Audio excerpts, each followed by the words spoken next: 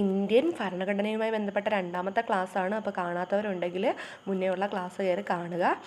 Government of India act 1919 കുറിച്ചാണ് പറയുന്നത്.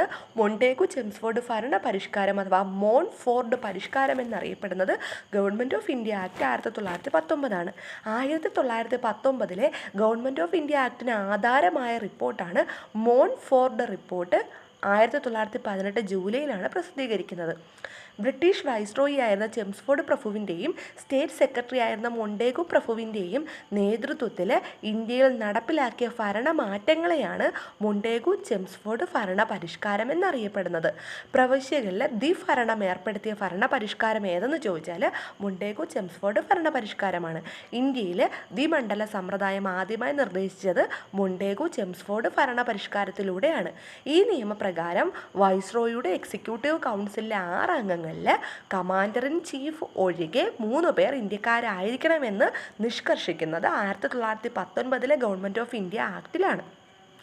ഈ നിയമപ്രകാരം സിഖ്, ഇന്ത്യൻ ക്രിസ്ത്യാനികൾ, ആംഗ്ലോ ഇന്ത്യക്കാർ, യൂറോപ്യന്മാർ എന്നിവർക്ക് പ്രത്യേക മണ്ഡലങ്ങൾ അനുവദിക്കപ്പെട്ടു. ഇന്ത്യയിൽ പബ്ലിക് സർവീസ് കമ്മീഷൻ രൂപീകരിക്കാൻ കാരണമായ നിയമമാണ് ഗവൺമെൻറ് ഓഫ് ഇന്ത്യ ആക്ട് 1919. അപ്പോൾ ഇന്ത്യയിൽ പബ്ലിക് സർവീസ് കമ്മീഷൻ രൂപീകരിക്കുന്നത് 1926 എന്നാലും അത് രൂപീകരിക്കാൻ കാരണമായ നിയമം ഏതെന്ന് ചോദിച്ചാൽ 1919 ഗവൺമെൻറ് ഓഫ് ഇന്ത്യ ആക്റ്റാണ്.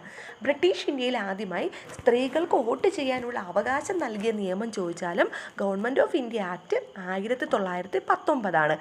അന്ന് സ്ത്രീകളുടെ വോട്ടവകാശം പ്രവിശ്യകൾ തീരുമാനിക്കാമെന്ന രീതിയിലാണെങ്കിൽ പോലും ബ്രിട്ടീഷ് ഇന്ത്യയിൽ ആദ്യമായി സ്ത്രീകൾക്ക് വോട്ട് ചെയ്യാനുള്ള അവകാശം നൽകിയ നിയമം ഏതെന്ന് ചോദിച്ചാൽ government of India act 1919. Montagu Chelmsford ഭരണ പരിഷ്കാരങ്ങൾ പ്രാബല്യത്തിൽ വരുന്നത് 1921 ഇവ അതായത് ഗവൺമെൻറ് ഓഫ് ഇന്ത്യ ആക്ട് 1919 പ്രാബല്യത്തിൽ വരുന്നത് 1921. Swaraj party 1923 Swaraj party. നിസ്സഹരണ പ്രസ്ഥാനത്തിൻ്റെ പെട്ടെന്നുള്ള പിൻവാങ്ങലിനെ തുടർന്ന് കോൺഗ്രസിലുണ്ടായിരുന്ന അഭിപ്രായ വ്യത്യാസത്തിൻ്റെ ഫലമായി കോൺഗ്രസിൽ നിന്നും വിട്ടുപോകുന്ന അംഗങ്ങൾ രൂപീകരിക്കുന്ന സംഘടനയാണ് സ്വരാജ് പാർട്ടി എന്ന് പറയുന്നത്. അപ്പോൾ സ്വരാജ് പാർട്ടി രൂപീകൃതമാകുന്നത് 1923 ജനുവരി 1 1923 ജനുവരി 1 സ്വരാജ് പാർട്ടി രൂപീകൃതമാകുന്നത്. ഇത് രൂപീകരിക്കാൻ നേതൃത്വം കൊടുത്ത പ്രധാന നേതാക്കളാണ് CR ദാസും മോത്തിലാൽ നെഹ്റുവുമാണ്. ഇതിലെ അംഗങ്ങൾ CR ദാസ്, മോത്തിലാൽ നെഹ്റു, വിതൽ ഭായി പട്ടേൽ, ഹക്കീം അജ്മൽ ഖാൻ, മദൻ മോഹൻ മാളവ്യ എന്നിവരാണ്. അപ്പോൾ സ്വരാജ് പാർട്ടി രൂപീകരിക്കാൻ തീരുമാനിച്ച സമ്മേളനമാണ് ഗയാ സമ്മേളനം. 1922 ഡിസംബറിൽ ചേരുന്ന ഗയാ സമ്മേളനം. സ്വരാജ് പാർട്ടിയുടെ ആദ്യ നാമം കോൺഗ്രസ് ഖിലാഫത്ത് സ്വരാജ് പാർട്ടി എന്നാണ്. അപ്പോൾ സ്വരാജ് പാർട്ടിയുടെ ആദ്യകാല നാമമാണ് കോൺഗ്രസ് ഖിലാഫത്ത് സ്വരാജ് പാർട്ടി. സ്വരാജ് പാർട്ടിയുടെ ആദ്യ സമ്മേളനം നടന്നത് 1923 അലഹബാദിൽ വെച്ചിട്ടാണ്. സ്വരാജ് പാർട്ടിയുടെ ആദ്യ പ്രസിഡന്റ് ആരെന്ന് ചോദിച്ചാൽ അത് CR ദാസും ആദ്യ സെക്രട്ടറി മോത്തിലാൽ നെഹ്റുവുമാണ്. പ്രവിശ്യകളുടെ ദ്വിഭരണത്തെക്കുറിച്ച് പഠിക്കാൻ നിയമിതമായിട്ടുള്ള കമ്മിറ്റി ഏതാണ് എന്നൊരു ക്വസ്റ്റ്യൻ വരാം. മുദിമാൻ കമ്മിറ്റിയാണ്. അപ്പോൾ മുദിമാൻ കമ്മിറ്റിയാണ് പ്രവിശ്യകളുടെ ദ്വിഭരണത്തെക്കുറിച്ച് പഠിക്കാൻ നിയമിതമായ കമ്മിറ്റി. മുദിമാൻ കമ്മിറ്റിയുടെ രൂപീകരണത്തിന് പിന്നിൽ പ്രവർത്തിച്ച പാർട്ടി ഏത്? സ്വരാജ് പാർട്ടിയാണ്. മുദിമാൻ കമ്മിറ്റിയുടെ രൂപീകരണത്തിന് പിന്നിൽ പ്രവർത്തിച്ച പാർട്ടി സ്വരാജ് പാർട്ടിയാണ്. 1923 തിരഞ്ഞെടുപ്പിൽ ഭൂരിപക്ഷം ലഭിച്ച പാർട്ടി സ്വരാജ് പാർട്ടി തന്നെയാണ്. 1923 തിരഞ്ഞെടുപ്പിൽ ഭൂരിപക്ഷം ലഭിച്ച പാർട്ടിയാണ് സ്വരാജ് പാർട്ടി. കേന്ദ്ര നിയമനിർമ്മാണ സഭയുടെ പ്രസിഡന്റായ ആദ്യ ഇന്ത്യക്കാരൻ ആരെന്ന് ചോദിച്ചാൽ വിതൽ ഭായി പട്ടേലാണ്.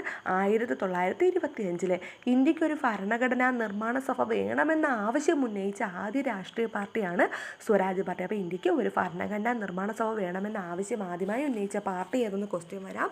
സ്വരാജ് പാർട്ടിയാണ്. ഇനി നമുക്ക് സൈമൺ കമ്മീഷനെ പറ്റി നോക്കാം. 1927 സൈമൺ കമ്മീഷൻ രൂപീകൃതമാകുന്നത്. ഇന്ത്യയിലെ പുതിയ ഭരണ പരിഷ്കാരങ്ങളെക്കുറിച്ച് അന്വേഷിക്കാൻ നിയോഗിക്കപ്പെട്ട കമ്മീഷനാണ് സൈമൺ കമ്മീഷൻ. സൈമൺ കമ്മീഷൻ്റെ ഔദ്യോഗിക നാമമാണ് ഇന്ത്യൻ സ്റ്റാറ്റ്യൂട്ടറി കമ്മീഷൻ. സൈമൺ കമ്മീഷനെ നിയമിച്ച ബ്രിട്ടീഷ് പ്രധാനമന്ത്രി സ്റ്റാൻലി ബാൾഡുവിൻ ബാൾഡ്വിനാണ് 1927 നവംബറിൽ സൈമൺ കമ്മീഷനെ നിയമിച്ച ബ്രിട്ടീഷ് പ്രധാനമന്ത്രി സ്റ്റാൻലി ബാൾഡ്വിനാണ് 1927 നവംബറിലാണ് നിയമിക്കുന്നത്. സൈമൺ കമ്മീഷൻ രൂപീകരണ സമയത്ത് ഇന്ത്യയിലെ സെക്രട്ടറി ഓഫ് ദി സ്റ്റേറ്റ് ആയിരുന്നത് ബിർക്കിൻഹെഡ് പ്രഭുവാണ്.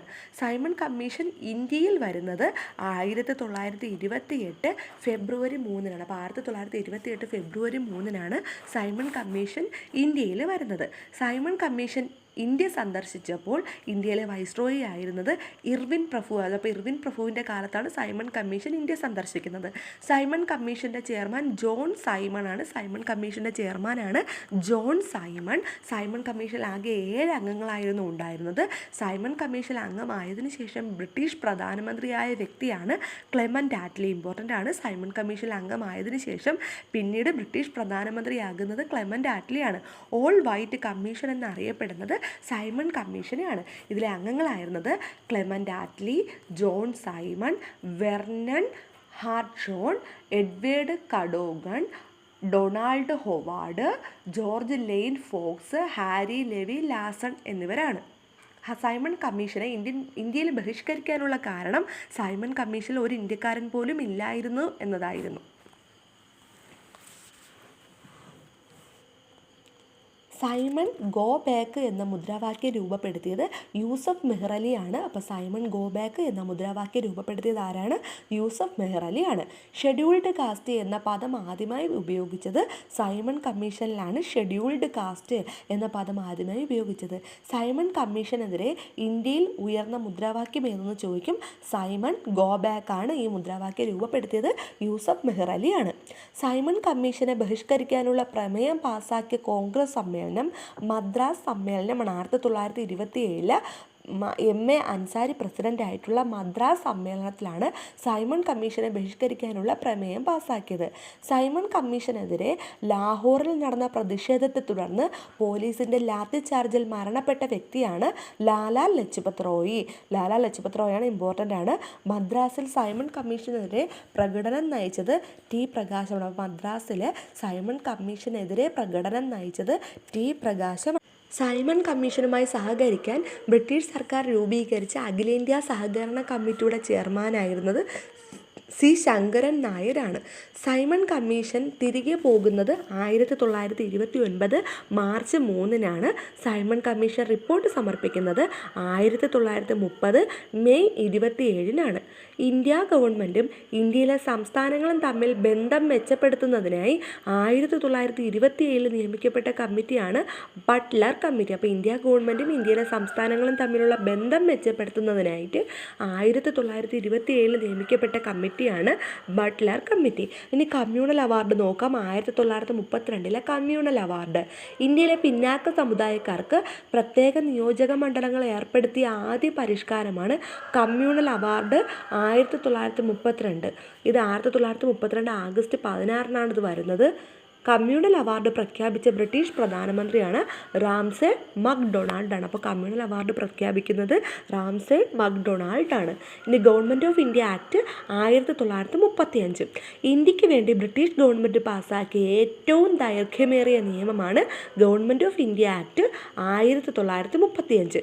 സൈമൺ കമ്മീഷൻ റിപ്പോർട്ട്, വട്ടമേശ സമ്മേളനങ്ങളിലെ നിർദ്ദേശങ്ങൾ, 3-ാം വട്ടമേശ അനന്തരം ബ്രിട്ടീഷ് ഗവൺമെൻറ് പ്രസിദ്ധീകരിച്ച വൈറ്റ് പേപ്പർ എന്നിവയായിരുന്നു 1935 ഗവൺമെൻറ് ഓഫ് ഇന്ത്യ ആക്ടിന് ആധാരമായത്. 1934 ഡിസംബർ 19 ബ്രിട്ടീഷ് പാർലമെൻറ്റിൽ അവതരിപ്പിച്ച ബില്ലാണ് 1935 നിയമമായി മാറുന്നത്. ഇന്ത്യൻ ഗവൺമെൻറ് അല്ലെങ്കിൽ ഇന്ത്യൻ ഭരണഘടന ഏറ്റവും കൂടുതൽ കടപ്പെട്ടിരിക്കുന്ന നിയമം ഏതെന്ന് ചോദിച്ചാൽ government of India act 1935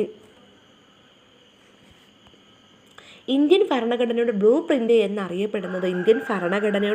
print എന്നറിയപ്പെടുന്നത് ഗവൺമെൻറ് ഓഫ് ഇന്ത്യ ആക്ട് 1935. ഇന്ത്യക്ക് ഒരു ഫെഡറൽ സംവിധാനം എന്ന നിർദ്ദേശം വരുന്നത്, ഇന്ത്യക്ക് ഒരു ഫെഡറൽ സംവിധാനം നിർദ്ദേശിക്കുന്നത് ഗവൺമെൻറ് ഓഫ് ഇന്ത്യ ആക്ട് 1935 അപ്പോൾ ഈ ഗവൺമെൻറ് ഓഫ് ഇന്ത്യ ആക്ട് 35 പ്രത്യേകതകൾ: കേന്ദ്രത്തിൽ ഒരു ഫെഡറൽ മാതൃകയിലുള്ള ഗവൺമെൻറ് സ്ഥാപിക്കുന്നതിന് വ്യവസ്ഥ ചെയ്യുന്നു, കേന്ദ്രത്തിൽ ദ്വിഭരണത്തിന് വ്യവസ്ഥ ചെയ്യുന്നു, പ്രവിശ്യകളിൽ ദ്വിഭരണം അവസാനിപ്പിക്കുകയും സമ്പൂർണ്ണ സ്വയംഭരണത്തിന് വ്യവസ്ഥ ചെയ്യുകയും ചെയ്യുന്നു. പ്രവിശ്യകളിൽ ദ്വിമണ്ഡല സഭ വ്യവസ്ഥ ചെയ്യുന്നു. ഇന്ത്യൻ റെയിൽവേയെ നിയന്ത്രിക്കാൻ ഒരു ഫെഡറൽ റെയിൽവേ അതോറിറ്റി രൂപീകരിക്കുന്നു. Reserve bank of India, federal കോടതി എന്നിവ സ്ഥാപിക്കാൻ വ്യവസ്ഥ ചെയ്യുന്നു.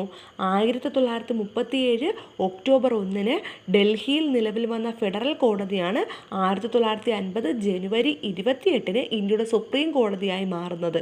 അപ്പോൾ ഇതെല്ലാം തന്നെ 1935 ഗവൺമെൻറ് ഓഫ് ഇന്ത്യ ആക്ടിൻ്റെ പ്രത്യേകതകളാണ്. ബർമ്മയെ ഇന്ത്യയിൽ നിന്നും വേർപെടുത്തുന്നതും 1935 ഗവൺമെൻറ് ഓഫ് ഇന്ത്യ ആക്ട് പ്രകാരമാണ് ബർമ്മയെ ഇന്ത്യയിൽ നിന്നും വേർപെടുത്തുന്നത്.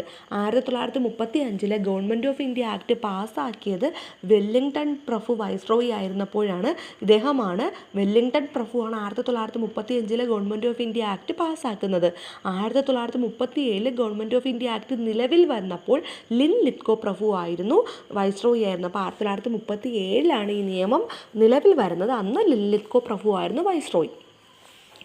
1935 ഗവൺമെൻറ് ഓഫ് ഇന്ത്യ ആക്ട് പ്രകാരം ഇന്ത്യയിലെ ആദ്യ പൊതു തിരഞ്ഞെടുപ്പ് നടക്കുന്നത് 1937 ഭൂരിപക്ഷം നേടിയത് കോൺഗ്രസ് പാർട്ടിയാണ്. അപ്പോൾ 1935 നിയമപ്രകാരം ഇന്ത്യയിലെ ആദ്യ പൊതു തിരഞ്ഞെടുപ്പ് നടക്കുന്നത് 1937. 1935 ഗവൺമെൻറ് ഓഫ് ഇന്ത്യ ആക്ടിൻ്റെ മുഖ്യശില്പി സർ സാമുവൽ ഹോയറാണ്. Sir Samuel Hoare 1935 government of India ആക്ടിൽ 321 സെക്ഷനുകളും 10 ഷെഡ്യൂളുകളുമായിരുന്നു ഉണ്ടായിരുന്നത്. ഗവർണറെ സംസ്ഥാന ഭരണത്തലവനായി നിയമിക്കുക എന്ന ആശയം 1935 ഗവൺമെൻറ് ഓഫ് ഇന്ത്യ ആക്ടിൽ നിന്നുമാണ് ഇന്ത്യൻ ഭരണഘടന കടമെടുത്തിരിക്കുന്നത്. അപ്പോൾ ഗവർണറെ സംസ്ഥാനത്തിൻ്റെ ഭരണത്തലവനായി നിയമിക്കുക എന്ന ആശയം എടുത്തിരിക്കുന്നത് ഗവൺമെൻറ് ഓഫ് ഇന്ത്യ ആക്ട് 1935 നിന്നുമാണ്.